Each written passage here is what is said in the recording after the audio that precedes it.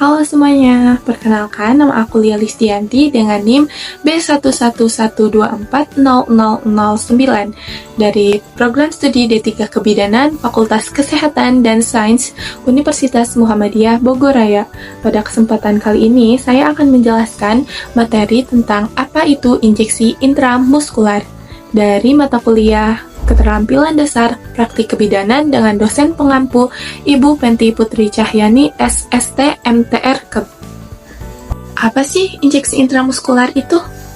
Teman-teman, injeksi intramuskular adalah pemberian obat langsung ke dalam otot menggunakan jarum suntik dengan posisi 90 derajat. Nah, otot dipilih karena memiliki pasokan darah yang lebih banyak dibandingkan jaringan subkutan atau di bawah kulit. Nah, tujuan injeksi intramuskular ini yang pertama adalah memberikan obat yang membutuhkan efek cepat, dan yang kedua ada pemberian obat yang tidak dapat diberikan secara orasi karena degradasi saluran pencernaan. Yang ketiga adalah pemberian vaksin tertentu seperti vaksin hepatitis. Yang keempat adalah pemberian hormon seperti insulin. Selanjutnya ada indikasi injeksi intramuskular. Yang pertama ada pemberian vaksin seperti vaksin hepatitis B, vaksin influenza. Yang kedua ada pemberian obat-obatan seperti analgesik, antibiotik, dan vitamin B12. Selanjutnya ada pemberian obat yang membutuhkan efek lebih cepat. Selanjutnya yaitu ada lokasi pemberian injeksi intramuskular. Yang pertama yaitu ada otot gluteus medius atau bokong. Yang kedua ada otot vastus lateralis atau paha. Yang ketiga ada otot deltoid atau bahu. Yang pertama yaitu ada otot gluteus medius atau bokong. Nah, pada lokasi ini merupakan lokasi yang sering digunakan atau yang umum digunakan pada pasien orang tua atau pasien dewasa. Lokasinya terdapat pada bagian luar atau dari atas bokong, jauh dari pembuluh darah, dan jauh dari saraf utama.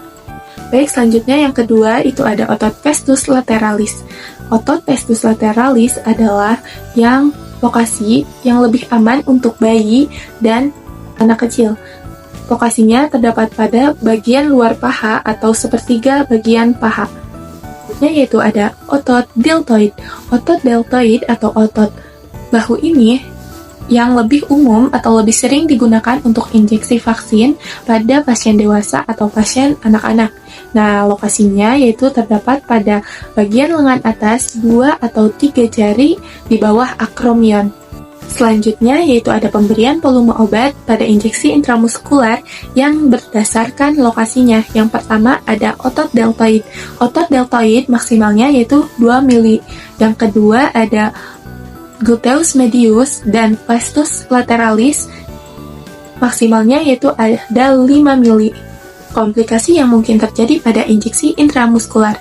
Yang pertama ada reaksi lokal seperti nyeri atau pembengkakan. Yang kedua ada infeksi. Infeksi ini dapat terjadi jika prosedur aseptik tidak dilakukan dengan benar atau tidak dipatuhi.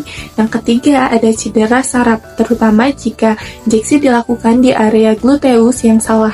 Yang keempat ada reaksi sistematik seperti trauma. Nah, untuk menghindari komplikasi tersebut, kita harus melakukan pencegahan. Yang pertama yaitu pilih lokasi suntik yang tepat dan benar. Yang kedua yaitu gunakan teknik aseptik yang tepat untuk terhindar dari infeksi. Yang ketiga yaitu pastikan alat suntik dan alat-alat untuk injeksi intramuskular ini dalam keadaan steril. Yang keempat ada berikan obat dengan kecepatan yang lambat untuk mengurangi rasa sakit. Yang kelima yaitu jangan memijat area setelah prosedur. Selanjutnya yaitu ada alat yang digunakan untuk injeksi intramuskular. Yang pertama yaitu spud steril dengan diisi 2 hingga 10 cc dengan maksud tertentu 20 cc. Nah, selanjutnya yaitu ada jarum suntik steril dengan panjang yang cukup, dapat menusuk otot dengan baik kurang lebih 6,5 cm. Bak injeksi, bengkok, kasa, obat yang akan digunakan, handscoon, kapas alkohol, cairan pelarut, atau cairan steril. Selanjutnya yaitu ada prosedur injeksi intramuskular. Yang pertama, harus mempersiapkan alat yang akan digunakan. Yang kedua, dekatkan alat dengan pasien. Yang ketiga, memastikan obat yang akan diberikan kepada pasien. Yang keempat, jelaskan kepada pasien tindakan yang akan kita berikan.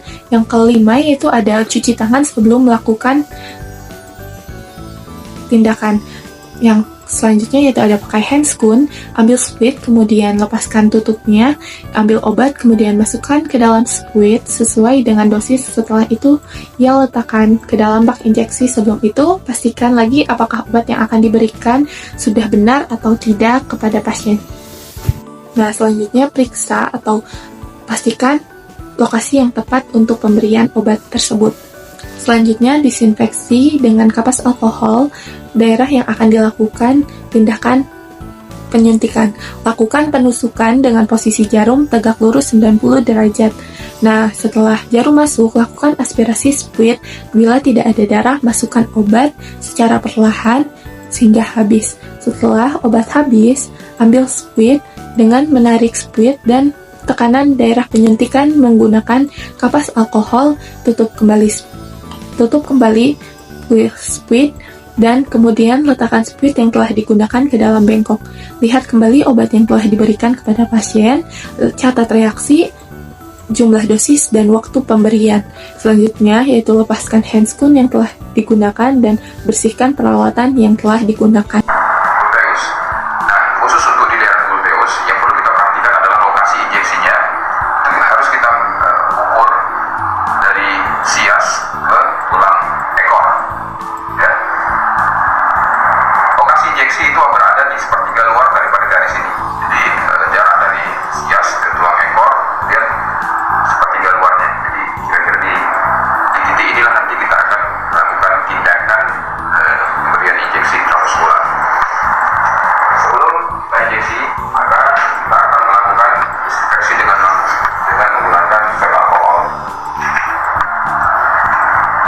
Ya, setelah kita lakukan lokasi injeksinya, kita lakukan desinfeksi dengan tindakan sentrifugal menggunakan swab alkohol.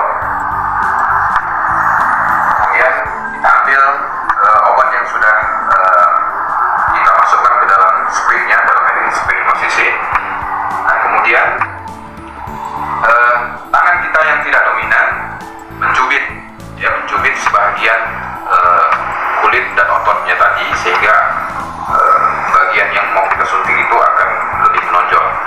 Dan posisi jarum itu harus 90 derajat. Ini berbeda dengan tindakan intravena atau intrakutan lainnya. Khusus untuk intramuskular itu posisi jarum adalah 90 derajat. Oke, kita masukkan dengan mengucapkan bismillahirrahmanirrahim. Setelah itu kita aspirasi. Ya, kalau tidak ada darah, maka obat kita injeksikan secara perlahan. Oke, setelah obat habis, kemudian jarum kita angkat dan